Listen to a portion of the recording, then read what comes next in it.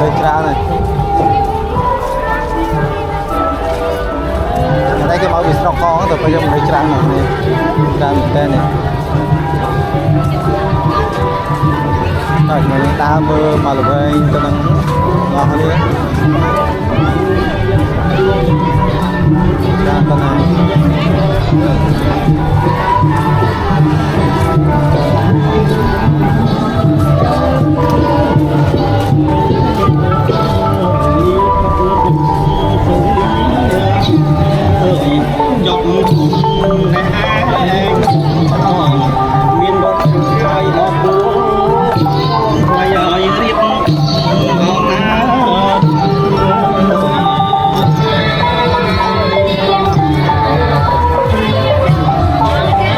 cái đạn men cũ cái đá kẹp tay nhá, thấy không? Cái đạn men cũ cái đá kẹp tay nhá. Ai đọc cái đạn cũ đạn này ai đạn cũ này, cái đạn cũ. Nó là có đạn cũ luôn. Cái đạn cũ à? Cái đạn cũ. Đi chơi chào hôm nay. Này. Ui thì mua được bán con. Mua cái tấm 2 đó rồi. Cái tấm 2 rồi. Cái 2 bên bốc con này. Bán tốt. Nên lên chở nào này.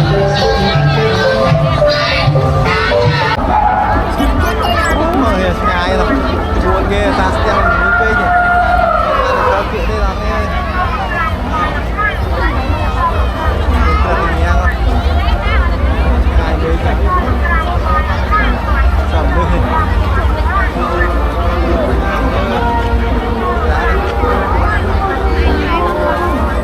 Bây giờ sợ nè chờ chạm mưa đi này. Chạm mưa khơi nè. Đâu mưa khơi á. Mưa khơi này bên đây camera mưa khơi đi. Đi chớn đi. Ôi ra làm lên rồi.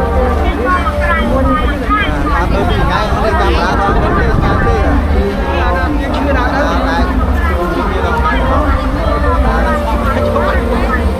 Trong mưa cuốn hàng cái mưa khơi cái đó. Mình ai biết.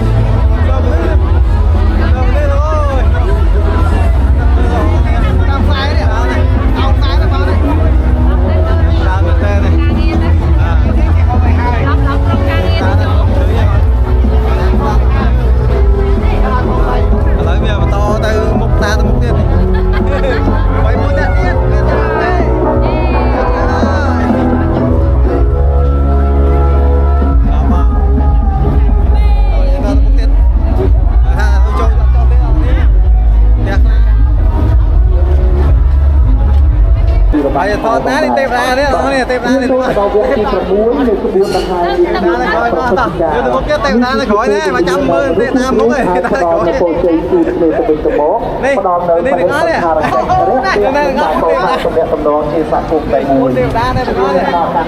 Và tận sạch về ta đây đừng nói đi nè. Rồi ta ngay ấy không đi. Đi, thả ra từ mưa tép ra nó khỏi. Ngay trong khỏi ở thì trong cái ca cho những ta tê vào ta hai lắm ta mơ tê vào ta được lấy mơ khơi lên đây được không tê ra mà con được không tê vào ta đây đi được không nè mà chua kia tới đi tới đi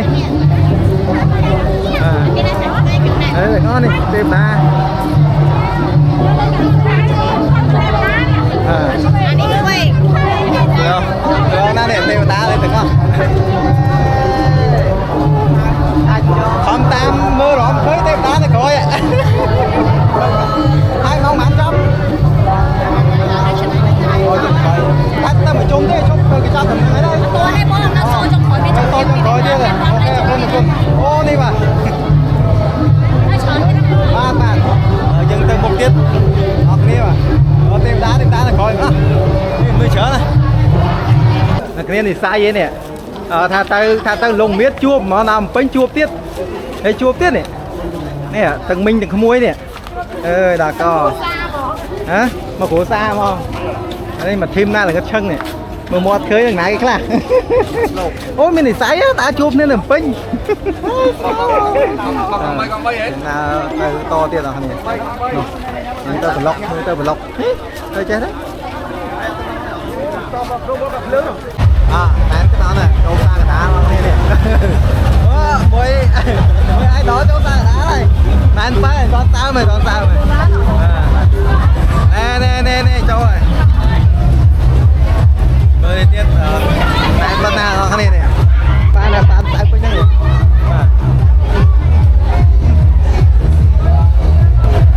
bịch bắp ơi tao ơi đó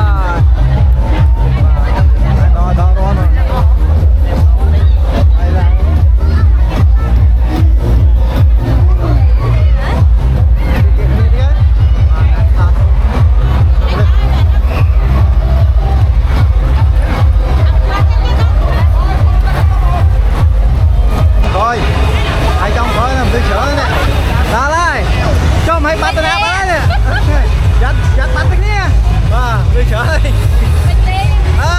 mẹ tao lấy cho mà không một đâu mẹ tao lấy tao không đâu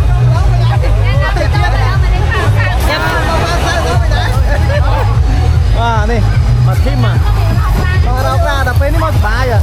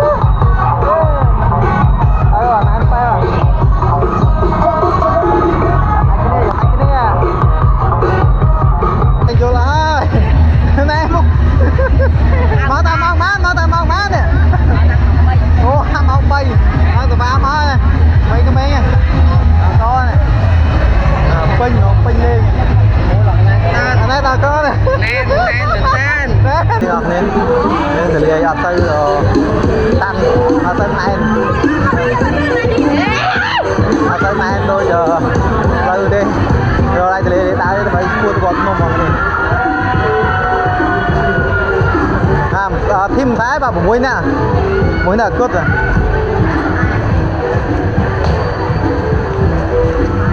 bình lên cái nào cũng bình ngay rồi trên bình về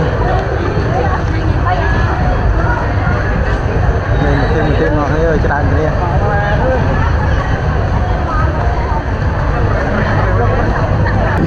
tôm sái pan áo con tôm tinh tôm tinh tôm tinh con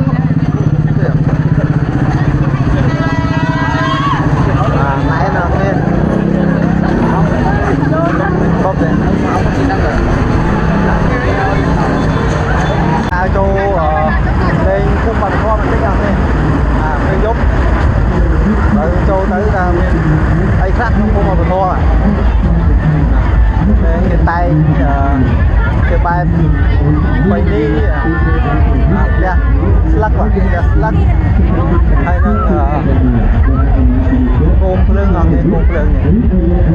Bộ lươn kia đấy mà.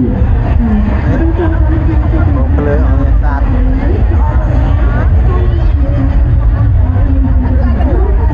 Tôi chán ở này.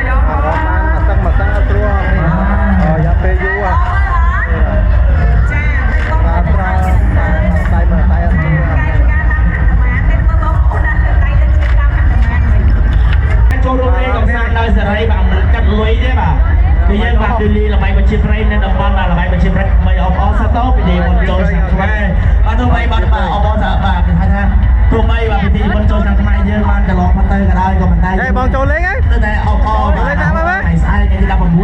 Trâu lên. Nè trâu lên. Trâu lên. Chào bạn ạ. Trâu lên không nè. Bạn đừng có lấy bóng đâu bằng này. Bạn đừng hay bóng mai bóng bóng mà xem chỉ chiếu trâu rụng bạch. Đây tại bà xem dạp chiếu đấy. Mà vậy bạn nông thì chỉ chạp bằng này đó. Và phía bây để giống như rằng bạn.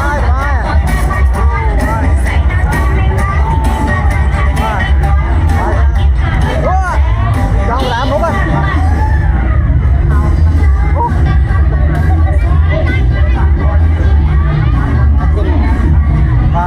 Để nào cho nó phân khô mắt.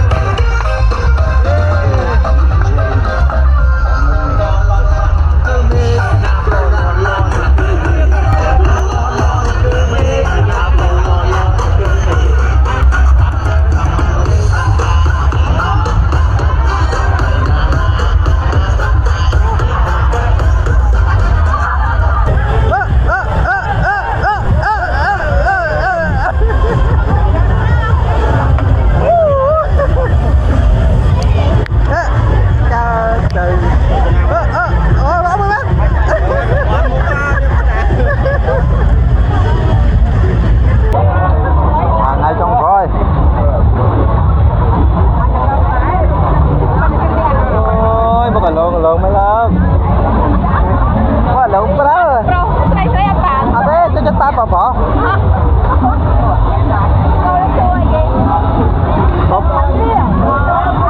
mà lỗ bỏ cho thêm dưa à ô này bỏ lỗ pra nè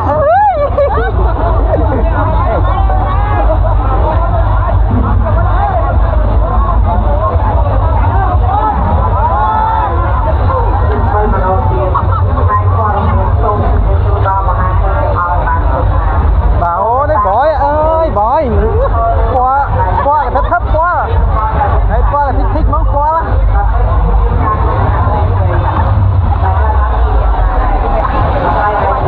ôi chị xe mới bảo mới bách qua nữa thật sao anh sai tao mua ấy phân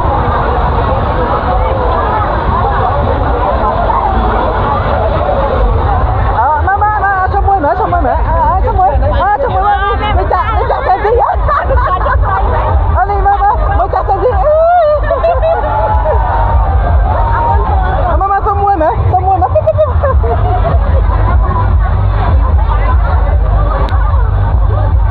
còn đã đây này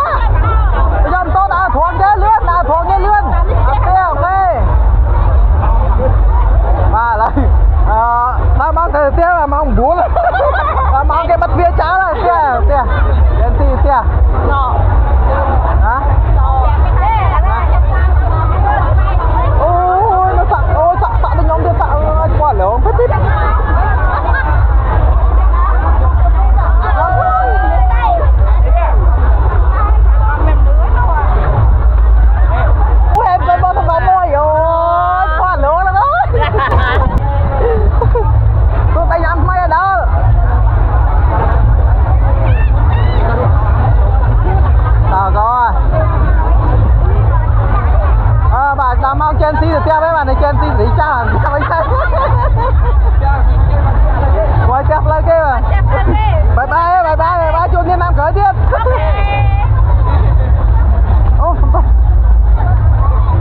ô đi chuột Gen Z mình nòng ô đi ô mà sầm sái nè mới chưa ăn nữa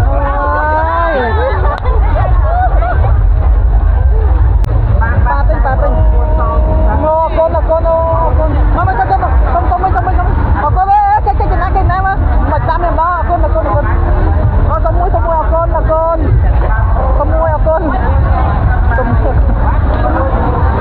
chuột tiền đi chuột tạm toàn phát phong chè lấy bao bên kia này đây câu à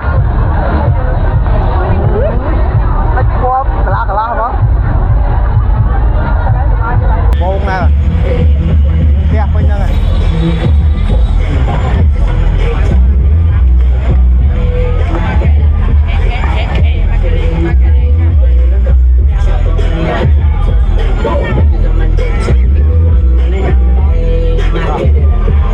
không bạc lái chắc à không bạc lái chắc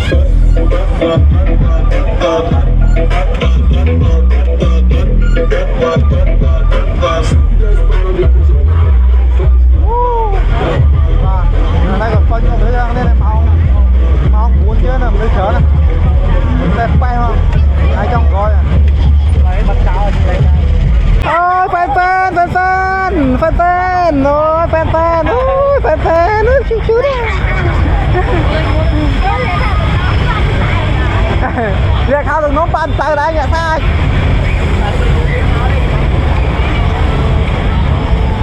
ngồi tam plơ sầm nương đây nè ma bà đội tới ma đi mơn mà cái từ miền này đi ăn em nó này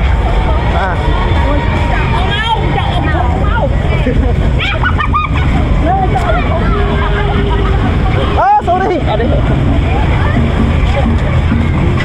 ôi bói không bói